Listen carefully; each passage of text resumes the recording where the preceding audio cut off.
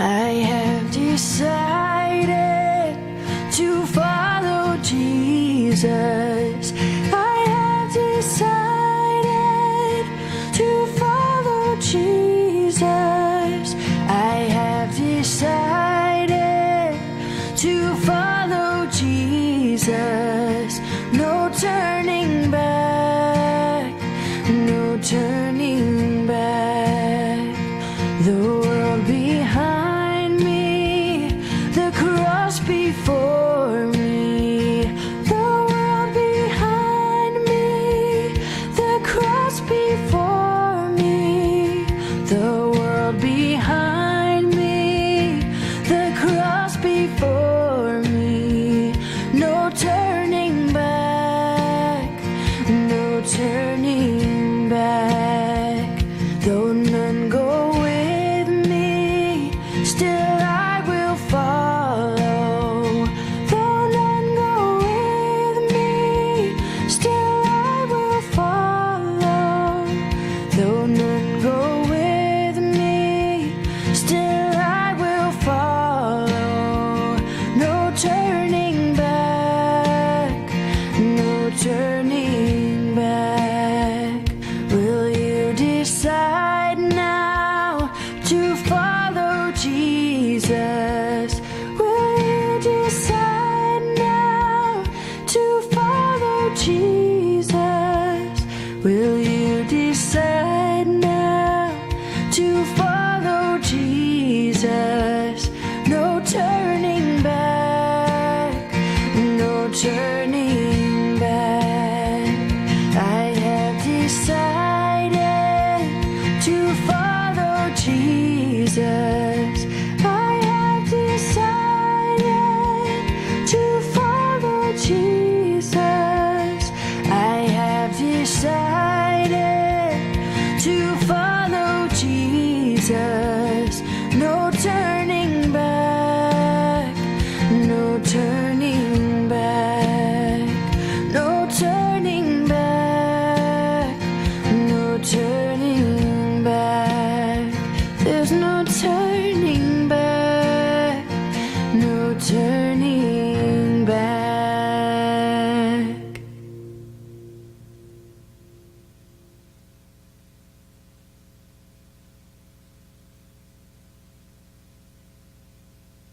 Chapter 13. The King Who Had It All. When King David was very old, he could not keep warm even when they put covers over him.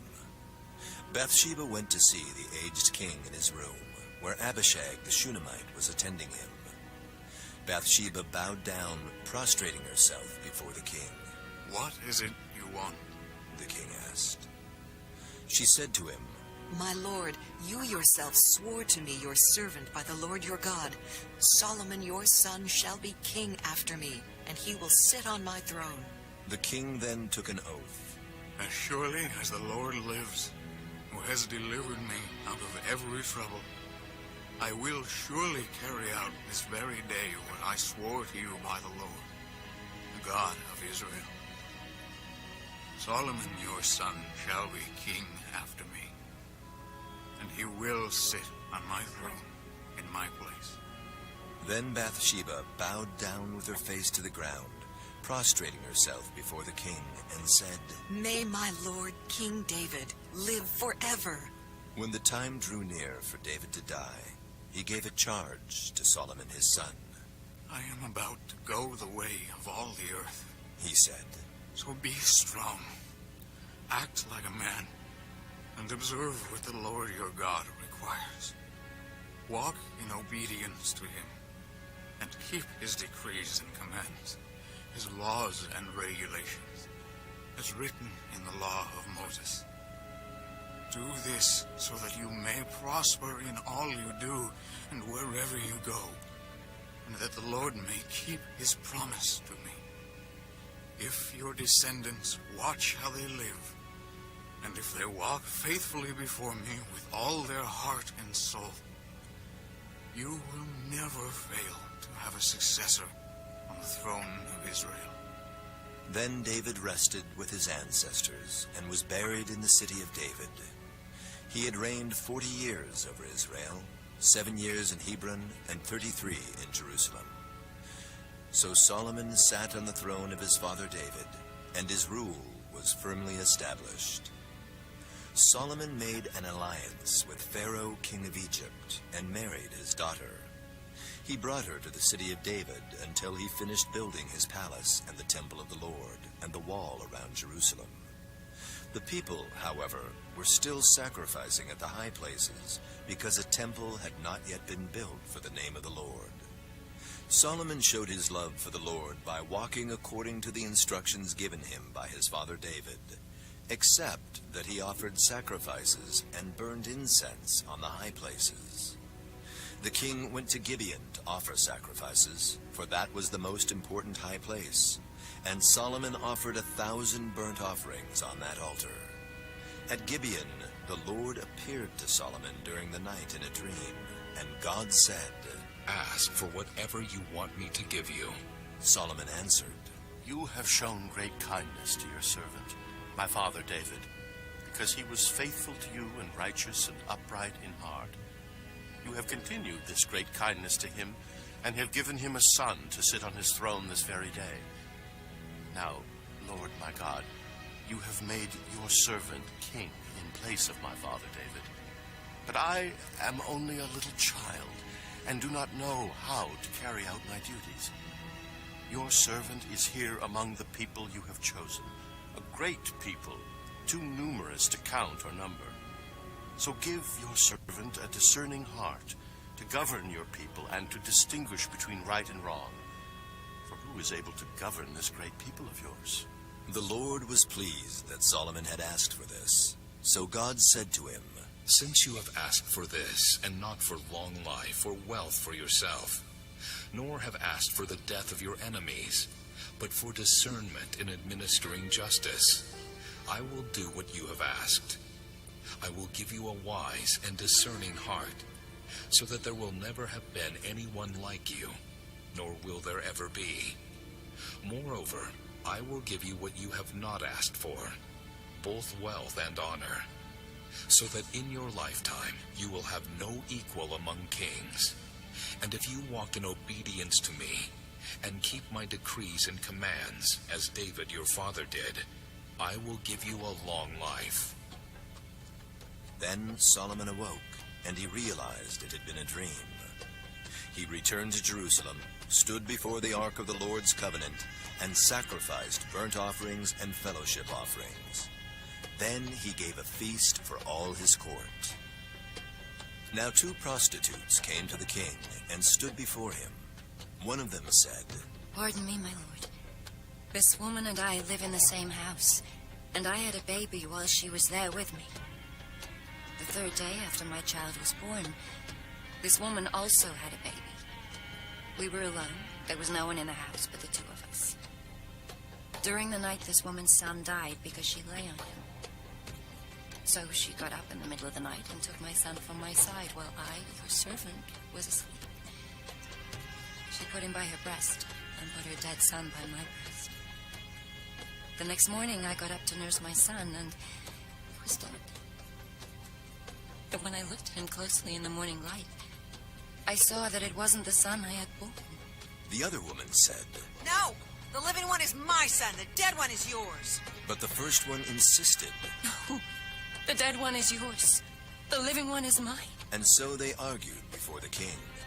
The king said, This one says my son is alive and your son is dead, while that one says, No, your son is dead and mine is alive. Then the king said, Bring me a sword. So they brought a sword for the king. He then gave an order. Cut the living child in 2 and give half to one and half to the other. The woman whose son was alive was deeply moved out of love for her son and said to the king, Please, my lord, give her the living baby. Don't kill him. But the other said, Neither I nor you shall have him. Cut him in 2. Then the king gave his ruling. Give the living baby to the first woman. Do not kill him. She is his mother. When all Israel heard the verdict the king had given, they held the king in awe, because they saw that he had wisdom from God to administer justice. The people of Judah and Israel were as numerous as the sand on the seashore. They ate, they drank, and they were happy. And Solomon ruled over all the kingdoms from the Euphrates River to the land of the Philistines, as far as the border of Egypt. These countries brought tribute and were Solomon's subjects all his life. God gave Solomon wisdom and very great insight, and a breadth of understanding as measureless as the sand on the seashore. Solomon's wisdom was greater than the wisdom of all the people of the East, and greater than all the wisdom of Egypt. He was wiser than anyone else, including Ethan the Ezrahite, wiser than Heman, Calcol, and Darda, the sons of Mahal. And his fame spread to all the surrounding nations. He spoke 3,000 proverbs, and his songs numbered 1,005.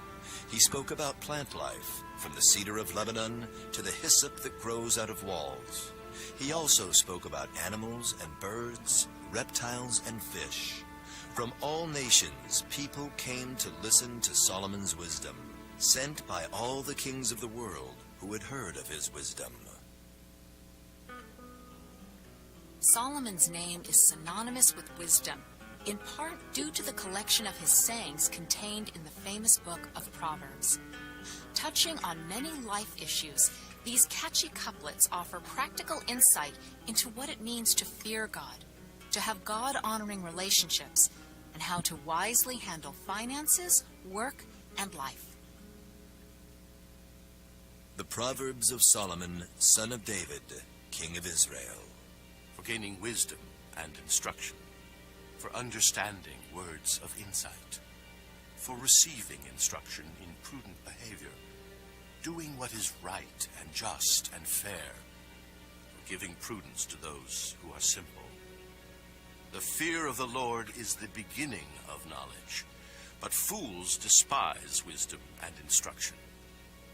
My son, if you accept my words and store up my commands within you, turning your ear to wisdom and applying your heart to understanding.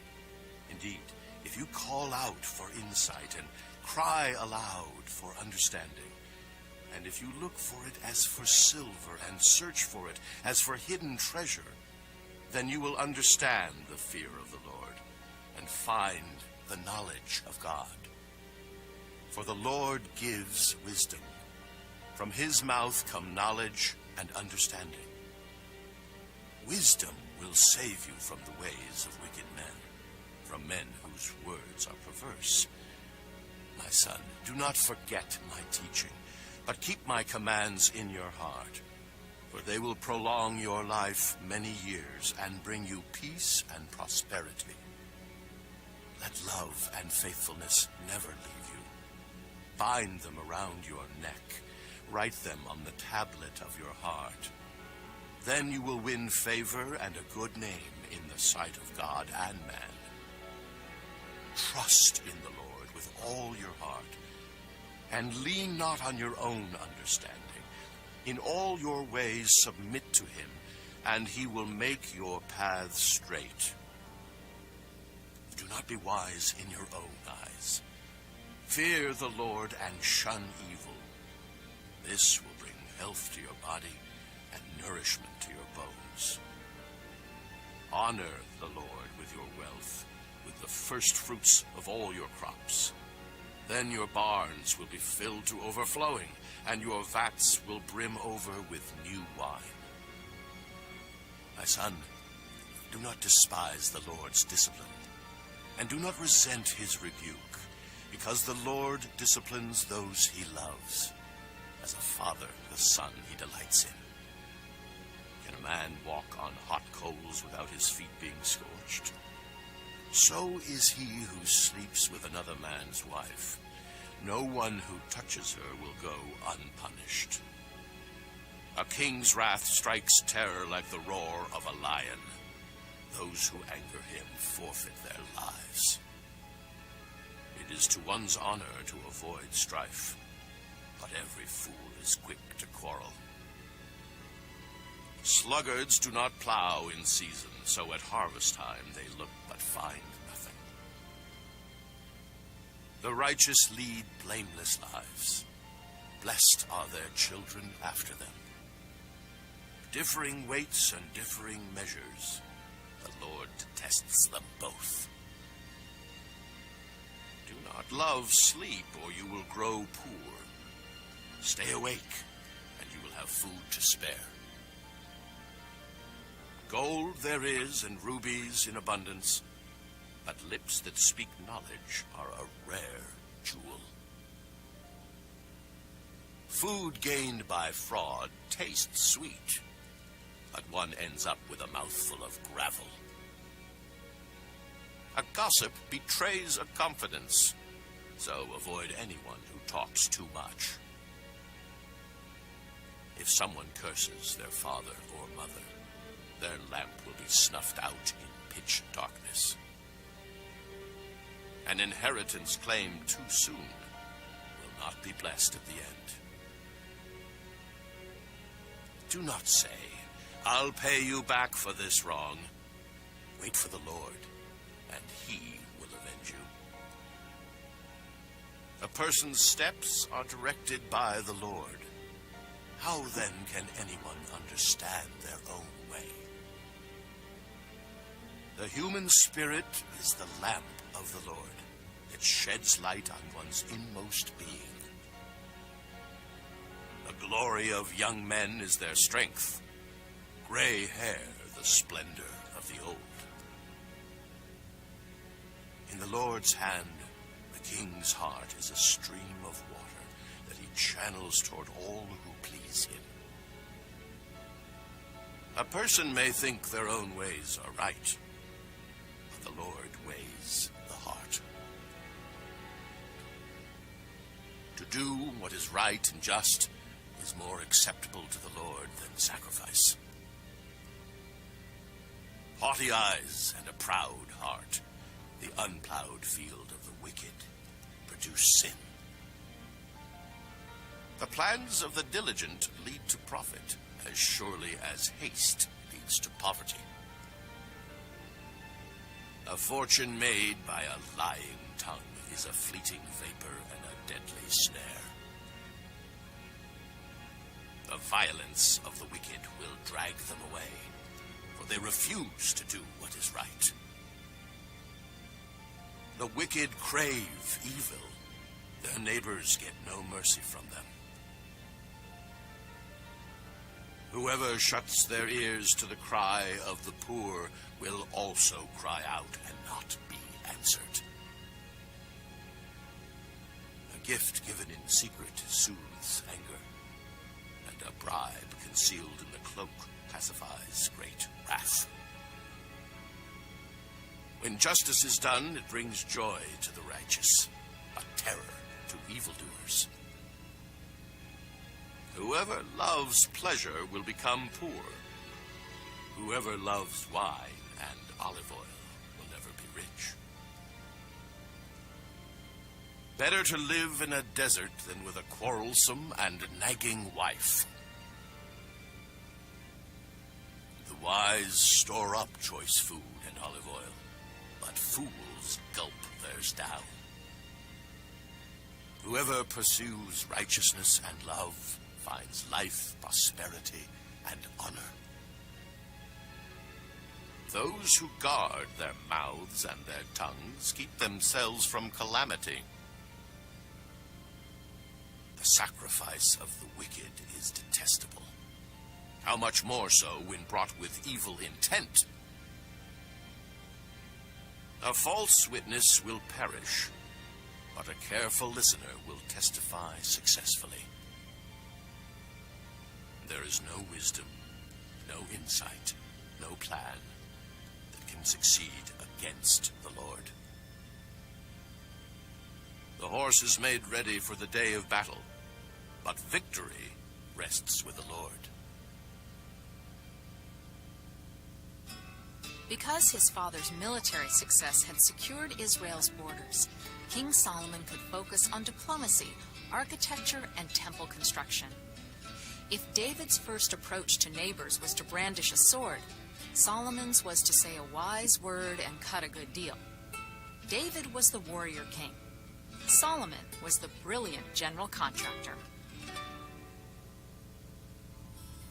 When Hiram, king of Tyre, heard that Solomon had been anointed king to succeed his father David, he sent his envoys to Solomon, because he had always been on friendly terms with David.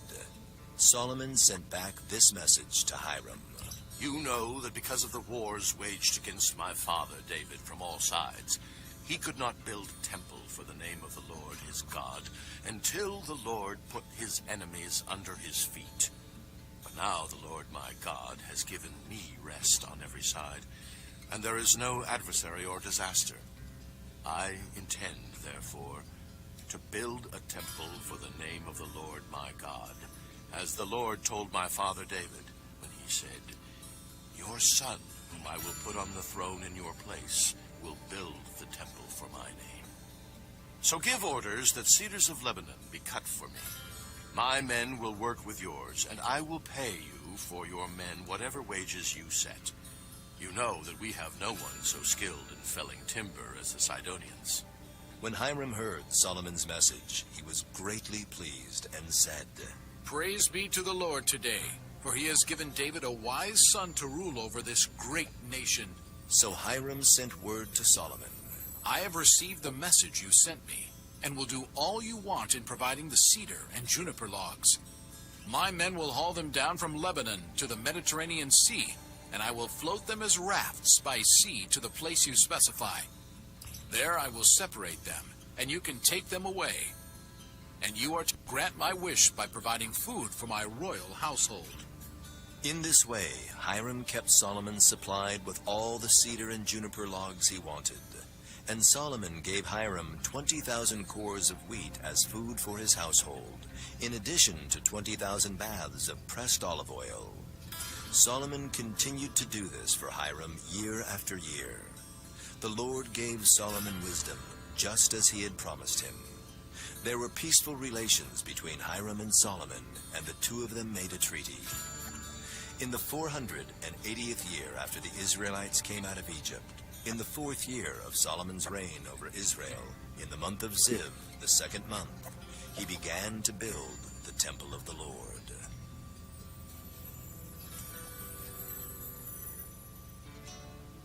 Construction details revealed a temple of modest footprint, 90 feet by 30 feet, but of spectacular beauty and historic significance. 2 bronze pillars led to the portico, which then led to the holy place, built with cedar, pine, juniper, and olive wood, and then the most holy place, overlaid in gold.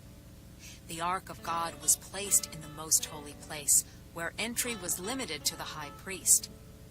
The floor plan of Solomon's temple followed the pattern of the tabernacle Moses had built during the Israelites' wilderness journey. Construction took 7 years of work by 180,000 conscripted laborers and nearly 4,000 supervisors. The percussion of hammer and chisel rang loud at the quarry. At the building site itself, a quiet solemnity anticipated the inauguration of the house of God.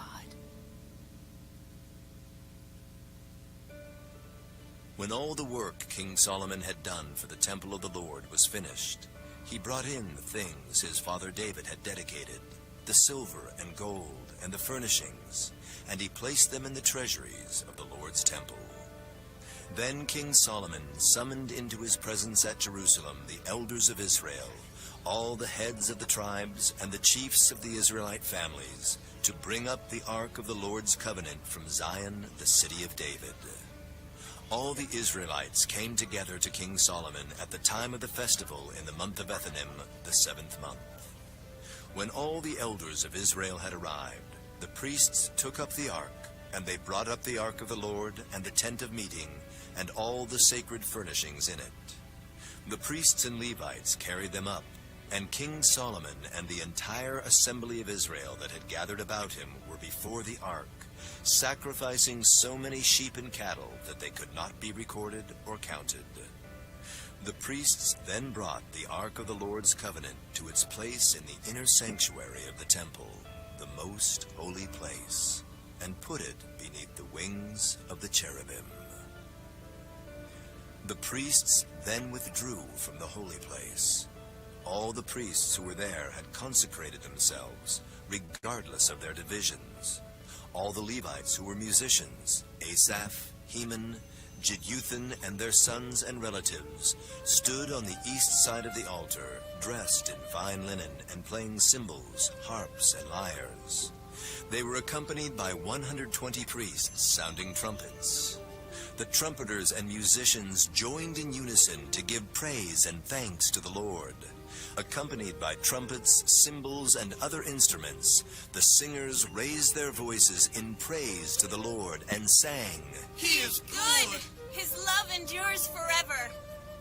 Then the temple of the Lord was filled with the cloud, and the priests could not perform their service because of the cloud, for the glory of the Lord filled the temple of God. Then Solomon said, The Lord has said that he would dwell in a dark cloud. I have indeed built a magnificent temple for you, a place for you to dwell forever. While the whole assembly of Israel was standing there, the king turned around and blessed them. Then Solomon stood before the altar of the Lord in front of the whole assembly of Israel, spread out his hands toward heaven, and said, Lord, the God of Israel, there is no God like you in heaven above or on earth below. You who keep your covenant of love with your servants who continue wholeheartedly in your way. You have kept your promise to your servant David my father. With your mouth you have promised, and with your hand you have fulfilled it, as it is today. But will God really dwell on earth? The heavens, even the highest heaven, cannot contain you. How much less this temple I have built. Yet give attention to your servant's prayer and his plea for mercy, Lord my God. Hear the cry and the prayer that your servant is praying in your presence this day. May your eyes be open toward this temple night and day, this place of which you said, My name shall be there, so that you will hear the prayer your servant prays toward this place. Hear the supplication of your servant and of your people Israel when they pray toward this place.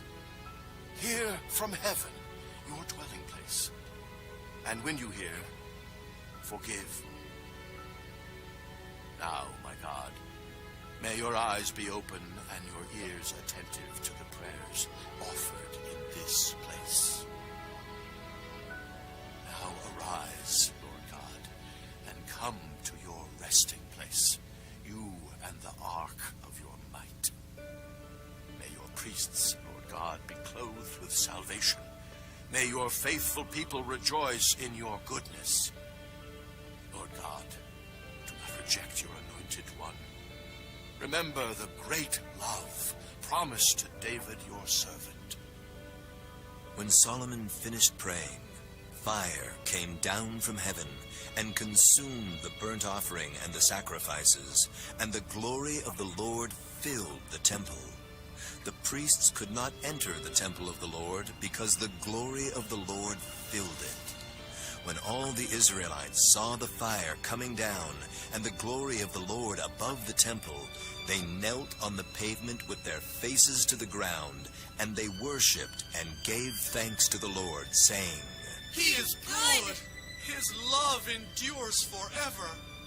When Solomon had finished all these prayers and supplications to the Lord, he rose from before the altar of the Lord, where he had been kneeling with his hands spread out toward heaven. He stood and blessed the whole assembly of Israel in a loud voice, saying, Praise be to the Lord, who has given rest to his people Israel, just as he promised. Not one word has failed of all the good promises he gave through his servant Moses. May the Lord our God be with us as he was with our ancestors. May he never leave us nor forsake us. May he turn our hearts to him to walk in obedience to him and keep the commands, decrees, and laws he gave our ancestors.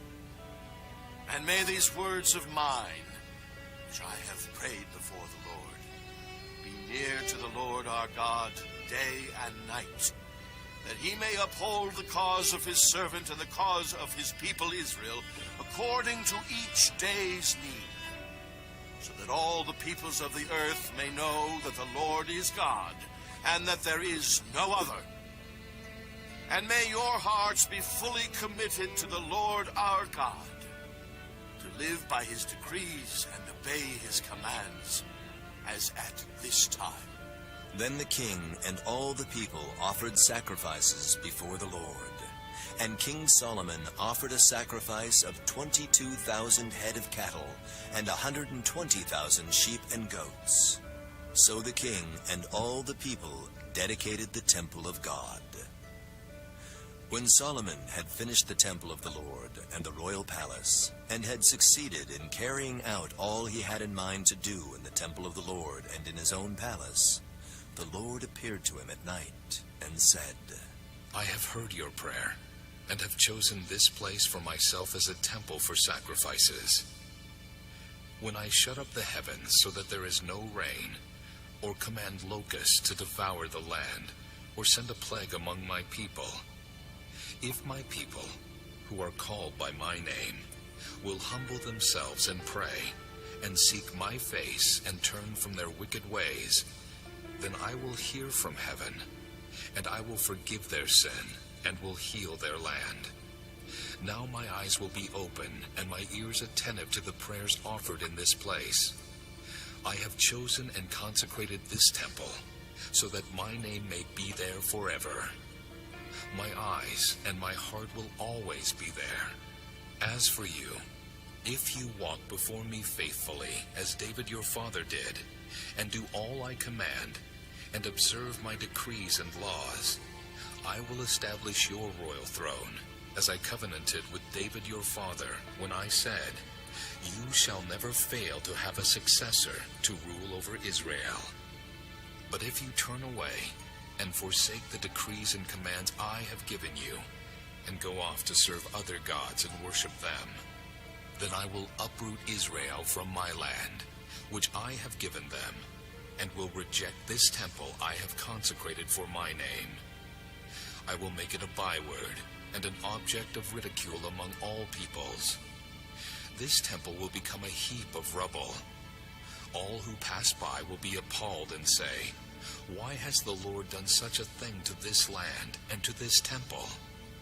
People will answer, because they have forsaken the Lord, the God of their ancestors, who brought them out of Egypt, and have embraced other gods, worshiping and serving them. That is why he brought all this disaster on them. The gold ornamentation and cedar woodwork in the temple brought glory to God and were gifts of beauty to many generations.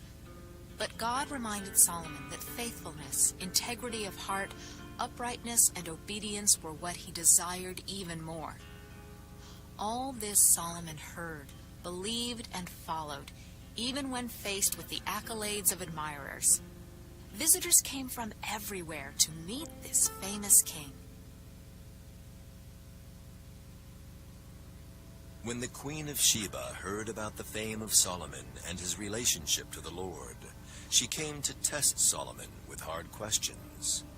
Arriving at Jerusalem with a very great caravan, with camels carrying spices, large quantities of gold and precious stones, she came to Solomon and talked with him about all that she had on her mind. Solomon answered all her questions. Nothing was too hard for the king to explain to her. When the Queen of Sheba saw all the wisdom of Solomon, and the palace he had built, the food on his table, the seating of his officials, the attending servants in their robes, his cupbearers, and the burnt offerings he made at the temple of the Lord, she was overwhelmed. She said to the king, The report I heard in my own country about your achievements and your wisdom is true. But I did not believe these things until I came and saw with my own eyes. Indeed, not even half was told me. In wisdom and wealth, you have far exceeded the report I heard. How happy your people must be. How happy your officials who continually stand before you and hear your wisdom. Praise be to the Lord your God, who has delighted in you and placed you on the throne of Israel. Because of the Lord's eternal love for Israel, he has made you king to maintain justice and righteousness. And she gave the king 120 talents of gold, large quantities of spices, and precious stones. Never again were so many spices brought in as those the Queen of Sheba gave to King Solomon. King Solomon gave the Queen of Sheba all she desired and asked for, besides what he had given her out of his royal bounty. Then she left and returned with her retinue to her own country.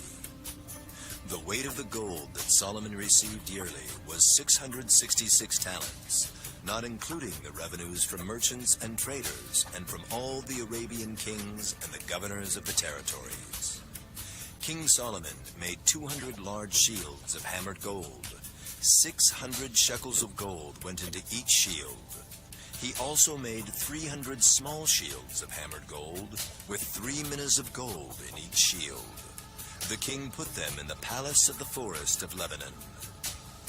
Then the king made a great throne covered with ivory and overlaid with fine gold. The throne had 6 steps, and its back had a rounded top.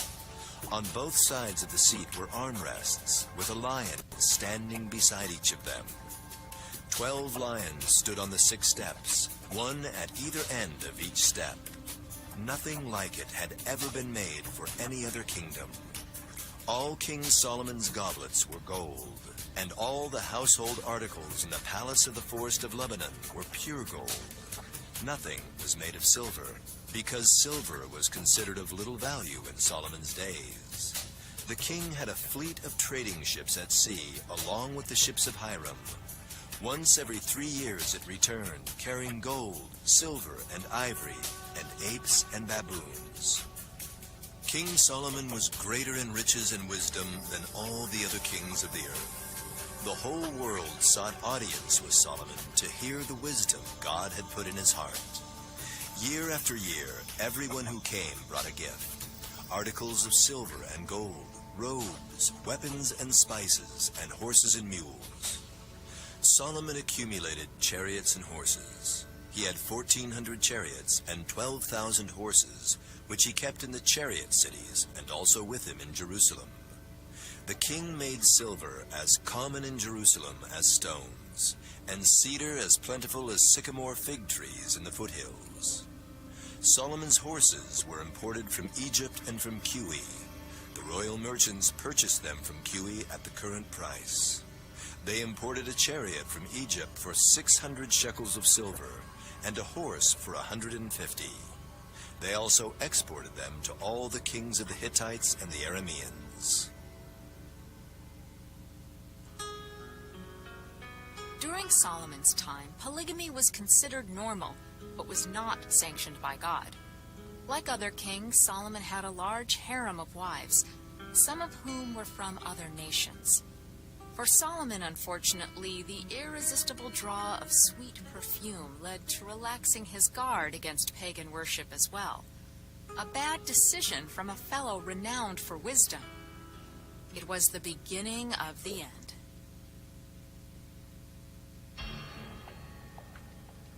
King Solomon, however, loved many foreign women besides Pharaoh's daughter: Moabites, Ammonites, Edomites, Sidonians, and Hittites.